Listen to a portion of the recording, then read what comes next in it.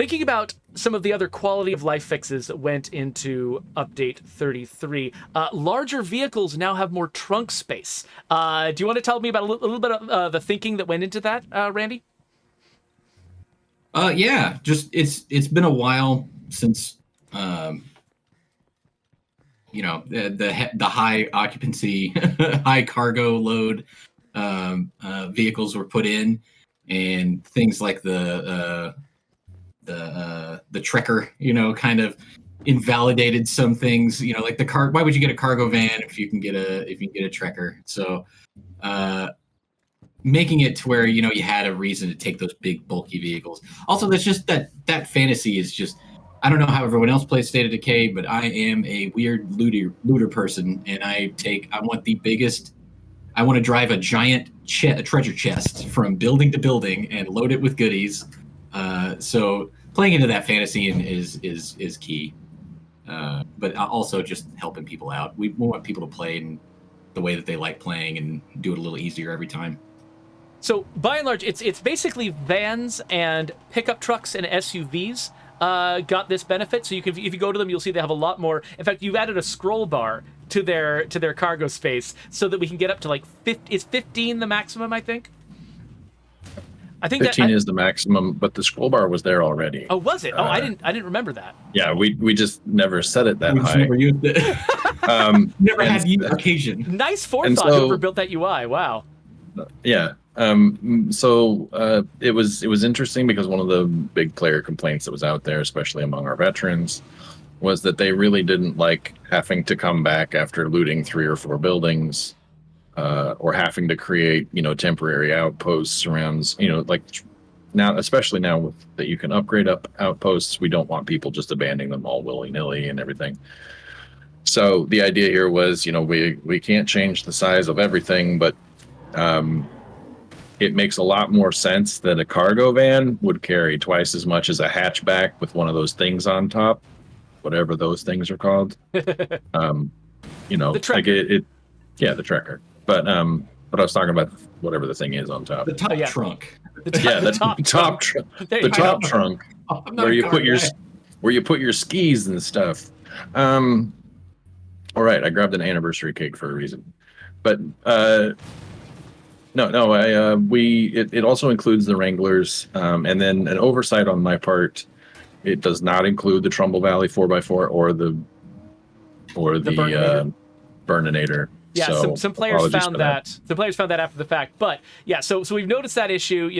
If we get the chance to make an adjustment to that later on, maybe we will. But that's only a couple of trucks, and those trucks are much more fast and agile than the other high capacity vehicles. So I think they've still got a reason to exist, even if they didn't get the same upgrade that the rest of the vehicles got. Another quality of life fix, you can now drop individual first aid kits. It used to be if you had a stack of 2 first aid kits, you had to drop the entire stack.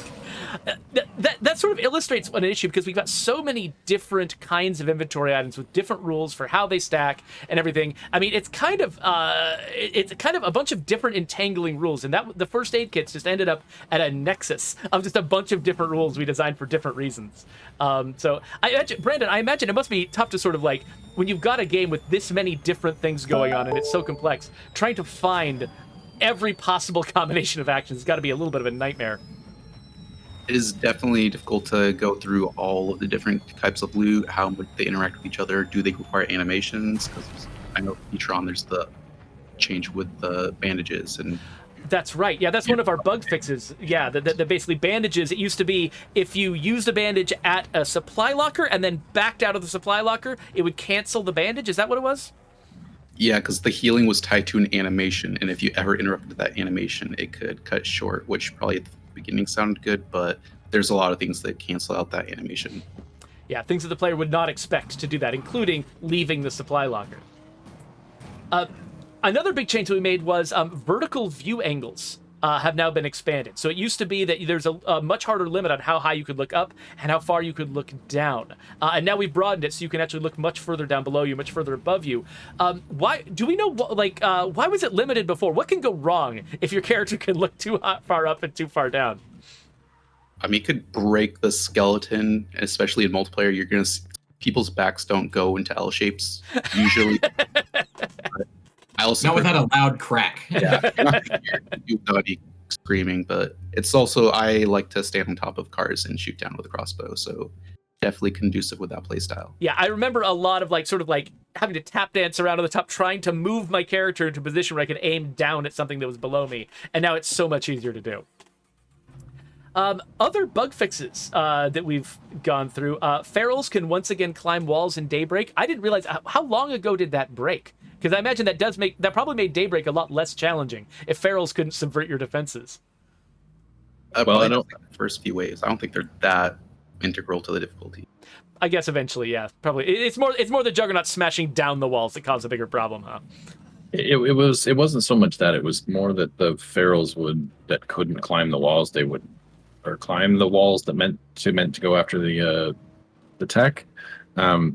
They would start targeting the walls that you could get, and they would target it from the back of the Daybreak map. So they'd be at the back of the Daybreak map and pushing their shoulder into your walls. So not only did you not know that they were there, because their AI was broken, they were they were trying to break down your walls, which is not something they were supposed to do. Well, I'm glad we fixed that.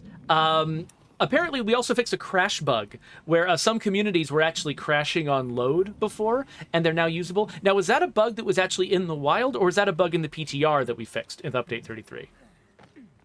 It depends on which one, but there are definitely combinations of certain traits with certain characters that don't work super well. And when we get those, we hopefully have the save and can fix them on a case-by-case basis. Because I mean, you know how many traits there are and how... Oh, I know. That was months of my life. Okay, Not conducive. So there were some players who were struggling with save games they just couldn't load, that hopefully they can now load and they can get back into the game again. And now, this is my favorite bug fix, the ranged weapon sorting. It used to be a long time ago that when you sorted the ranged weapons by type, they would all be arranged by caliber. And so you have the 50 cals and the 40 millimeter grenades at the end, the 22s at the beginning of the list. But they got all scrambled up during the Forever Communities update when we added the variety of different sorting options. That particular one, the one that we originally had, got screwed up. But that is fixed now, as I understand. Yep. Should be essentially back to normal. I think there's one or two things that are sorted equally now that what used to be, but your calibers, your big important things should be and you play cures and stuff at the top, back to the way that everybody liked it. Yeah, I had an old-fashioned siege in one of my saves. I had an original type siege that I needed to deal with, and so and because I was in the lethal zone, I was absolutely terrified of it, and so I had to run over to my supply locker and very quickly give grenade launchers and 50 cals to as many of my people as possible, and it was suddenly so much easier to find those weapons because they were all organized correctly. So I really, really appreciated that. I remember watching that stream. I didn't know you were there. Okay, cool, awesome. So audio on the community creation screen no longer repeats or spams you. I don't actually know what that's talking about. Brandon, do you know exactly what was going on there? I think that's the little ticks you get when you scroll or highlight buttons. It's all the confirmation effect sounds, because I think if you highlight over too many times, the sound effect event plays too often, and then can get stuck in a true state and just play over and over. Okay, gotcha. Okay, that sounds really, really annoying. It never happened to me, luckily, but I'm one of the lucky ones, and now hopefully it will happen to 0 people. And then finally, we changed the key mapping for sending people back to the legacy pool to avoid some conflicts that apparently were going on. Was that mostly on non-English keyboards that there were conflicts between that button and another button? That's how I understood it, though. Yeah, go ahead. That was the actual conflict that I think provoked the change. It was French keyboards and stuff like that were we basically took that action and put it on a button that we thought was free, but on some keyboards it wasn't free because of certain existing key mappings. Now, some players reported right after the update happened that their send to pool option had become unbound because of it. So if somebody gets into that situation, Brandon, and they see basically on their community screen, they see a little X on an empty circle instead of a key binding. What should they do about that?